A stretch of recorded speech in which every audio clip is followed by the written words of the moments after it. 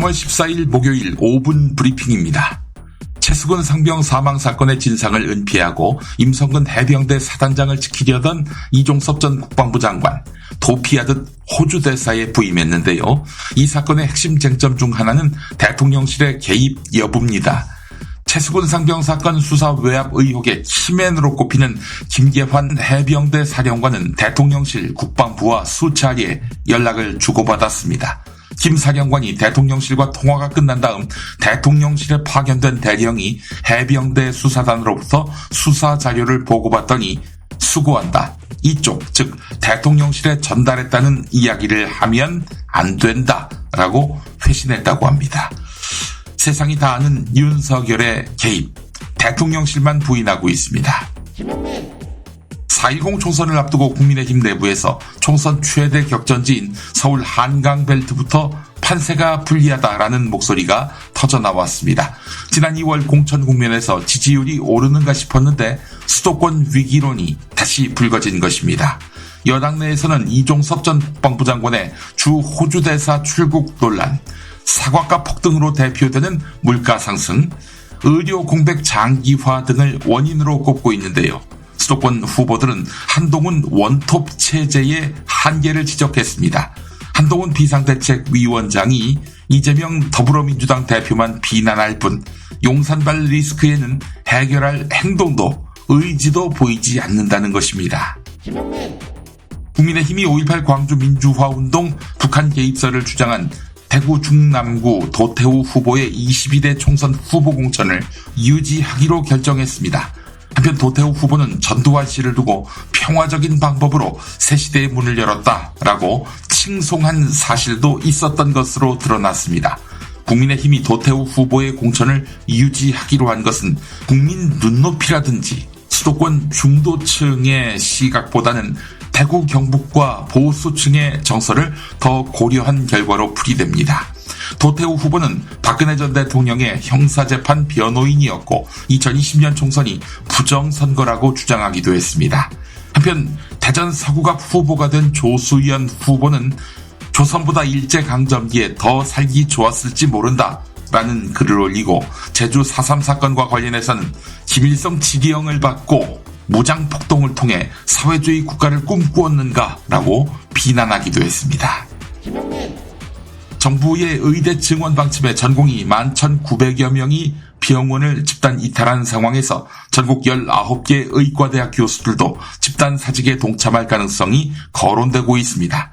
이런 가운데 조선일보는 우리나라 대형 병원의 전공의 의존증을 문제 삼고 있습니다.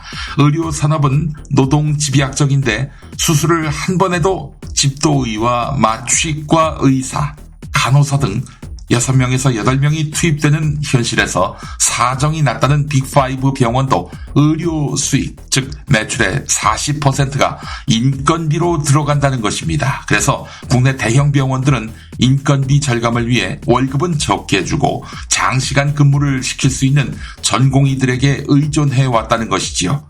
그래서 이번 사태가 터졌을 때 속수무책이 된다는 것입니다. 고금리와 부동산 프로젝트 파이낸싱 부실 우려로 건설 현장에 돈이 돌지 않는 이른바 돈맥 경화가 심해지며 부동산 개발업체 즉 시행사로부터 건설사, 하도급 업체 등으로 위기가 옮겨지고 있습니다. 한밭집 외상이 5천만 원인 곳도 있고요. 임금 체불은 당연지사입니다. 중앙일보 보도가 그렇고요. 동아일보는 공사비 급등과 건설 경기 악화 등으로 발주처와 시공사 사이의 갈등이 심화하고 있다고 전합니다. 시공 능력평가 30위권 대형 건설사인데도 대기업인 발주처와 갈등을 빚은 끝에 정부에 조정 신청을 하는 일까지 발생하고 있다고 합니다. 신문별 간추린 소식입니다. 현역 시절 수많은 수식어를 양산했던 매직히포 현주엽이 모교 휘문고등학교 농구부의 감독으로 부임한 이후 방송 출연 등을 이유로 훈련이나 연습 경기에 자주 불참했다는 의혹을 받고 있고 휘문중학교 농구부에서 선수로 활동 중인 두 아들이 각종 특혜를 받을 수 있도록 했다. 이런 의심을 사고 있습니다. 현주엽 감독은 부인하고 있습니다. 한국일보 보도였습니다.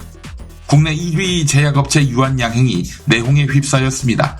주주총회에서 정관을 변경해 회장과 부회장 직제를 신설하려는 회사에 대해서 일부 직원들이 반발하고 나섰기 때문입니다. 사유화하려 한다는 것이지요.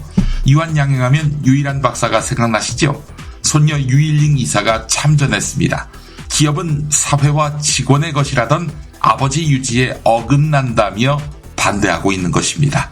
조선일보 보도였습니다. 예정보다 1년 앞당겨 시작된 늘봄학교가 시행 2주차에 접어들었지만 일선 현장에서는 혼선이 거듭되고 있습니다.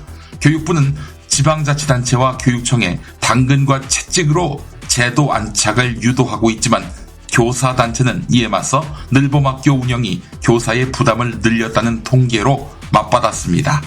교육부는 재반박했고요. 경향신문이 보도했습니다. 1960년 3.15 의거 때 시위대에 무차별 총격을 가한 발포 책임자와 고문 피의자 등 가해자 대부분이 무죄나 가석방으로 풀려난 것으로 드러났습니다.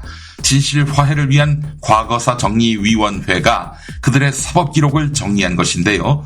중앙일보 홍석현 전 회장 아버지 홍진기 씨는 3.15 때는 법무부 장관, 4.19 때는 내무부 장관이었지요. 그래서 발포 책임을 추궁당해 사형 선고도 받았는데 그 뒤의 삶이 어땠습니까?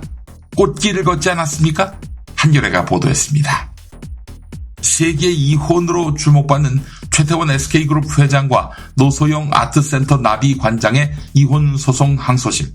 노소영 관장의 아버지 노태우 대통령이 최태원 회장 아버지 최종현 회장의 SK그룹이 클 수 있도록 도왔다. 이게 쟁점입니다. 이것이 노소영 관장의 재산 분할 액수 1심 판결에선 665억 원이 인정됐는데요. 이것과 밀접한 관계를 맺고 있습니다. 최고 공직자였던 아버지가 부당하게 사기업을 밀어주었다. 이걸 입증해야 하는 거네요. 딸이. 한국일보 보도였습니다. 5분 브리핑이었습니다.